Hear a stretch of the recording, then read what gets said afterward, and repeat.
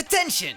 This video is in French, so if you don't speak French, worry not. I've added subtitles so you just have to activate them. And enjoy. Thank you, and have a nice day.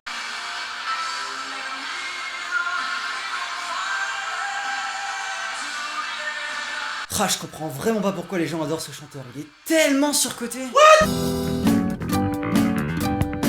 Bon, vous connaissez tous Queen et son chanteur emblématique Freddie Mercury. Freddie Mercury pour les intimes. Non!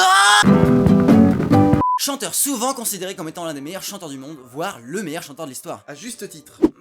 Même si d'autres chanteurs ont pris part à l'aventure, tels que Paul Rogers et Adam Lambert. Ça va, tu veux prendre ma place, nos filles? Ouais, pourquoi pas? 2 very boring minutes later. Même si aucun d'eux n'a réussi à faire oublier Freddie Mercury dans le cœur des fans. Qu'est-ce que tu fous là? On est d'accord que je déconnais tout à l'heure, c'est ma vidéo. Quoi qu'il en soit, bienvenue dans Snow. Parlons chant. Au programme d'aujourd'hui... Tu fermes ta gueule, c'est moi qui parle. Au programme d'aujourd'hui, Freddie Mercury était-il vraiment le meilleur chanteur de tous les temps? Outspoken disagreements between two French boys, Nicolas versus Julien. La technique vocale est l'un des rares critères que l'on peut juger de manière objective, et dans le cas de Freddie Mercury, nombreuses sont ses performances live qui n'étaient pas à la hauteur de sa réputation. Entre les fausses notes, les moments où Mercury évitait carrément les passages aigus,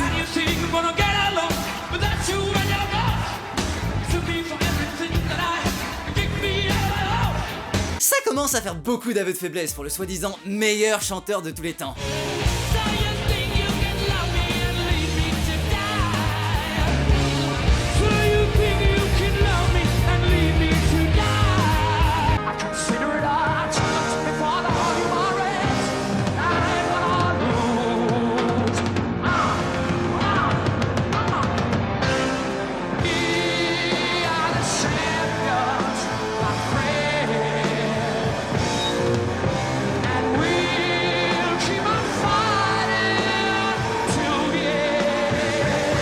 Que si on compare avec Adam Lambert qui accompagne désormais Queen en tournée,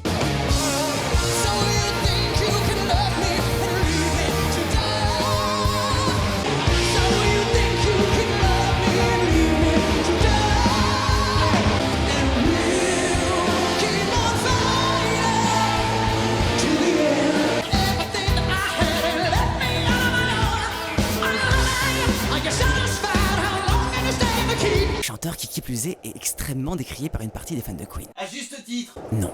Tout ce que je dis, c'est que quand il s'agit de Freddie Mercury, beaucoup de gens perdent absolument toute objectivité.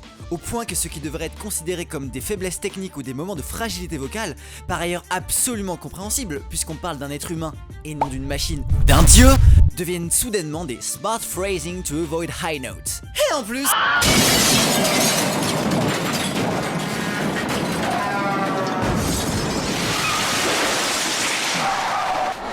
T'abuses sans déconner, tu peux pas seulement te focaliser sur les performances live, alors qu'il a fait tellement de belles choses en studio. J'en veux pour preuve sa sublime performance sur Mother Love. Il était aux portes de la mort puisqu'il allait nous quitter le 24 novembre 1991, soit quelques semaines plus tard.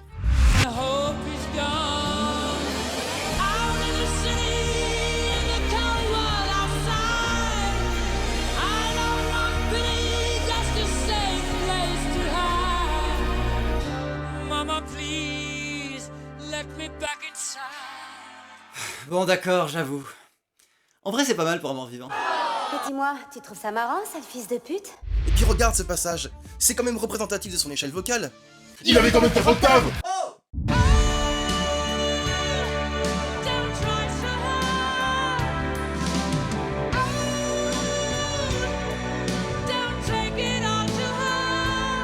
Quatre octaves. Bitch. Oh.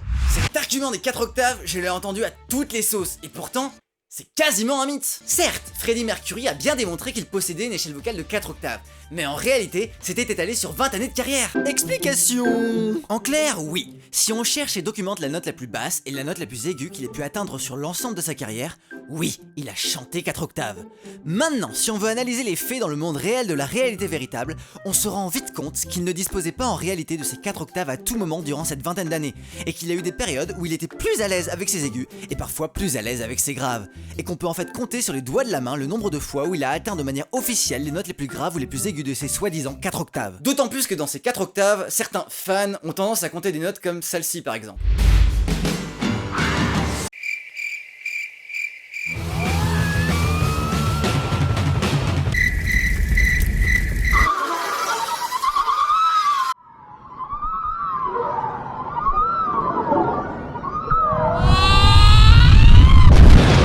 Sérieusement, ça compte? Il faut quand même avoir des standards sacrément bas pour comptabiliser ça.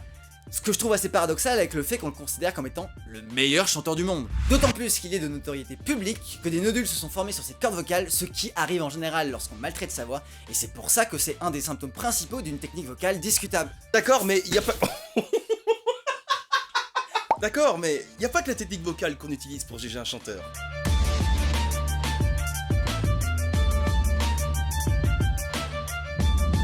Son timbre et son style vocal étaient si particuliers que certaines personnes aujourd'hui considèrent qu'il était en dehors de la charte classique des types de voix. Le décrivons par exemple comme un Mercury ténor. Freddie n'aimait pas le fait que son placement vocal et sa tessiture étaient inférieurs à ceux de certains des chanteurs de rock les plus célèbres des années 60 et 70. Il a donc développé sa propre voix de ténor à sa manière. Peter Freestone a déclaré que le terme Mercury ténor, qui était simplement un terme de plaisanterie à la base, avait quand même du sens puisque Freddie a créé sa voix de ténor par pure détermination. Non mais attendez, parce que cette anecdote, elle se base quand même sur le fait qu'il complexait par rapport aux autres chanteurs de rock et de métal de l'époque, notamment sur la question de la tessiture, et qu'il cherchait à compenser. Alors oui, ok, il a réussi à s'adapter en soi. Et ça c'est une qualité. Oui, mais c'est aussi une faiblesse qu'il a traîné tout le long de sa carrière jusqu'à la fin. C'est comme pour Show Must Go On. D'après Brian May, il l'a enregistré en une seule prise après s'être mis un shot de vodka.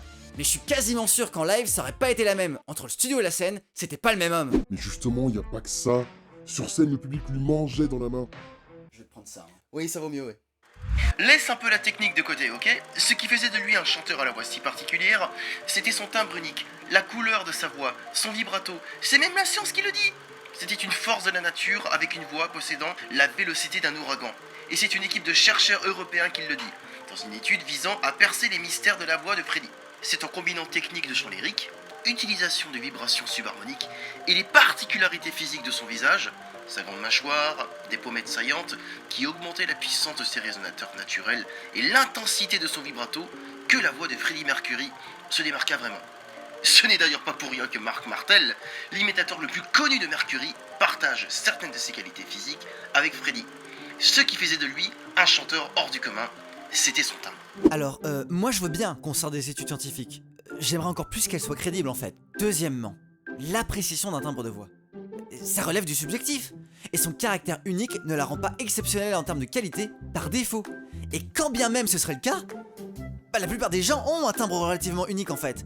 Et parmi les chanteurs qui ont marqué l'histoire, il est loin d'être le seul à avoir eu un timbre vocal se démarquant du reste. Et sans parler du fait que son unicité vocale reste toute relative, puisque tu l'as dit toi-même, Mercury a des sosies vocaux comme Mark Martel qui ont vraiment, quasiment, le même timbre que lui, tout en étant meilleur techniquement en live en plus.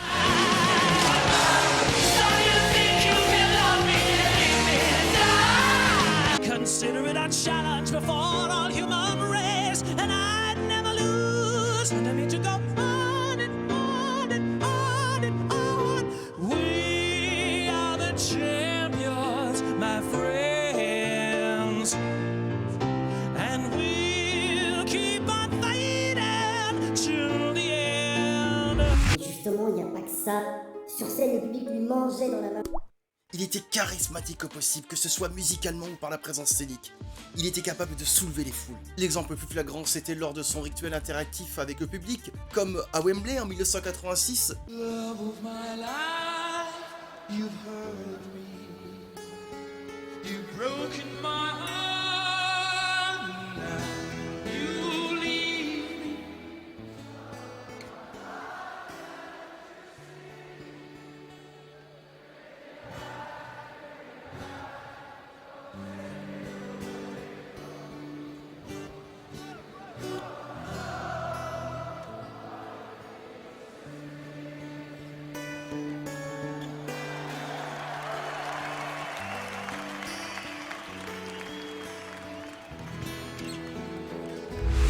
Ouais, charismatique, t'oublies quand même qu'il s'habillait en femme. Et alors? It was at this moment that he knew. He fucked up. Ouais, j'avoue. En fait... On s'en bat les couilles. Complètement. D'ailleurs, faut avoir des couilles pour s'habiller en femme. Ouais, mais en plus des chanteurs charismatiques avec une sacrée présence scénique, il y en a à l'appel.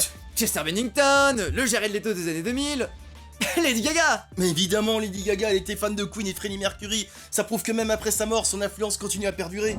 Tout ça pour dire qu'on ne peut pas renier les qualités de showman de Freddie Mercury et son influence dans le monde de la musique. Mais je ne pense pas que cela suffise pour le placer irrémédiablement dans la position de meilleur chanteur du monde. Edgood, t'oublies qu'il a composé un morceau pour son chat.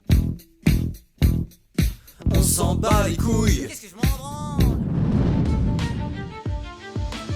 Clairement, le mythe Freddie Mercury a surtout été construit par sa fanbase et non pas par Freddie lui-même. Car même si en tant que chanteur il disposait de véritables qualités, celles-ci ont été exacerbées par sa fanbase au point qu'ils en ont oublié l'être humain qui se cachait derrière celui qu'ils ont tenté d'élever en tant que divinité. De plus, ce débat est stérile puisque le chant est un art, non une compétition. Attends, c'est tout ce que tu dis? Oui. C'est-à-dire que moi, je me suis tapé la phrase super chiante et super longue à dire. Ils en ont même carrément oublié l'homme qui se cachait derrière celui qu'ils ont tenté d'élever en tant que divinité. Putain! J'étais à ça! Enfin bref, de toute manière, il est objectivement impossible de déterminer qui serait ou non le meilleur chanteur du monde. Du coup... On s'en bat les couilles. Ah mais tellement! Mais oui, c'est clair. On s'en bat les couilles! Rien à secouer. Hey! Faut que je te dise un truc. Quoi? Je m'en bats les couilles. J'ai pas vu venir celle-là. Putain, on a vraiment pas l'air con. Mais mec! On s'en bat les couilles!